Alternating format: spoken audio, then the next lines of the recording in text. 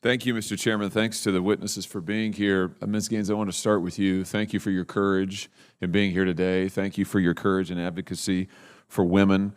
You have been subjected to an unbelievable amount of abuse.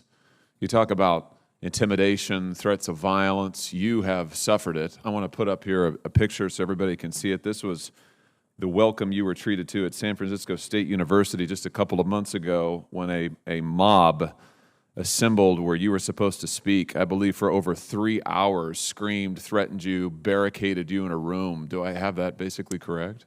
Yes, I was held for ransom for 3.5 hours by hundreds of these protesters, as you see on the board. They demanded that I had to pay them money if I wanted to make it home to see my family safe again.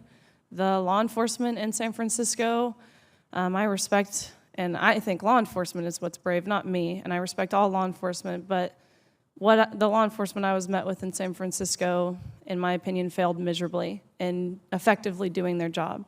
They had mentioned that it was not ideal for them to be seen as anything other than an ally to this community, and that was made very obvious in the treatment and effectiveness of removing me safely from that situation. Why were you threatened and barricaded into a room and held for ransom for hours on end? I mean, what was it you were saying that was so terrible?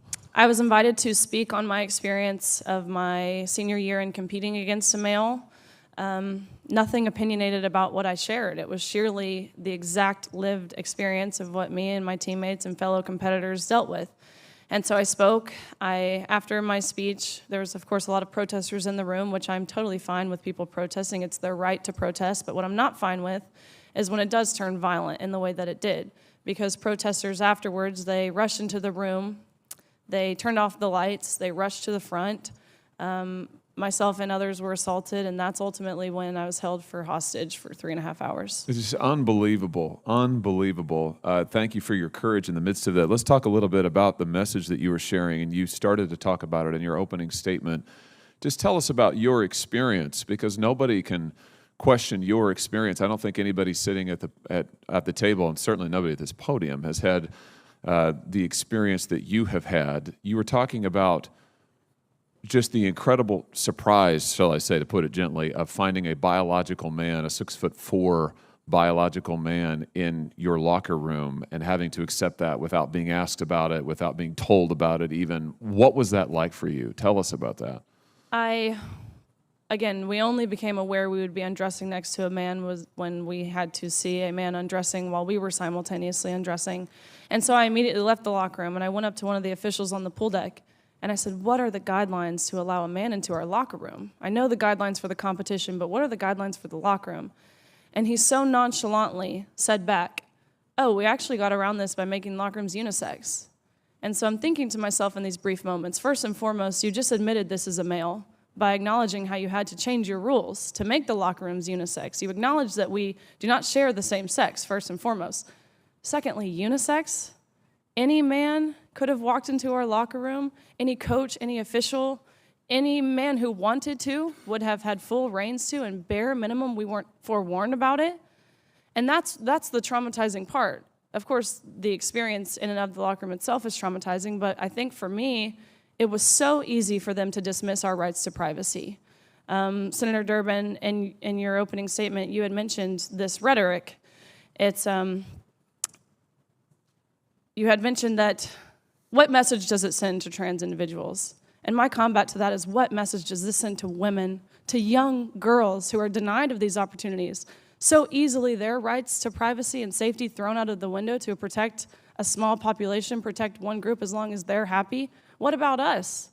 That is the overall general consensus of how we all felt in that locker room. Why do you think it is that the NCAA and so many people in power seem intent on just erasing your opinion, your views, the whole category of women? I noticed that recently you just posted this to social media about a message that Harvard was sending around, I think, to its swimmers, telling them, don't talk about Leah Thomas, don't share your opinions. If you get contacted by a member of the media, then refer that to the university. Don't say anything, for heaven's sake. Tell us about this. I mean, this has been your experience over and over and over. You're told as a woman to shut up, don't say anything. What's that like? That is continually happening. And if we do speak up, you're immediately labeled as some name.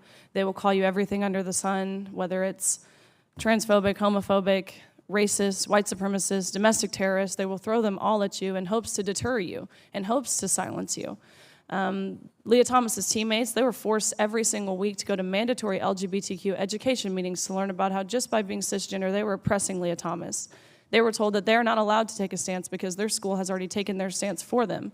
They were told that you will never get a job, you will never get into grad school, you will lose your friends, you will lose your scholarship and playing time if you speak out. They told these girls that if you do speak out, and any harm whatsoever comes towards Thomas's way, whether that's through social media, whether that's physical, mental, emotional harm, then you are solely responsible, and you could be responsible for a potential death. And you don't want that, do you?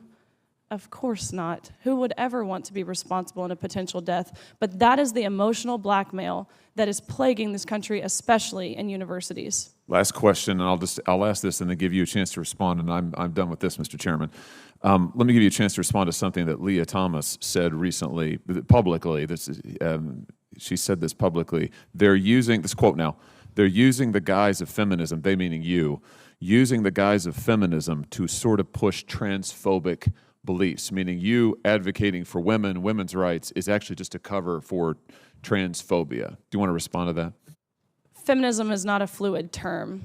The original and the meaning of what it means to be a feminist is to uphold, respect, honor, embrace, and celebrate women on our own physical ceilings, our own uniqueness. That term has not changed. And what this really is a male mansplaining what it is to be a feminist, which I honestly think is pretty ironic, and it's something we've seen before. Thank you, Senator Hawley.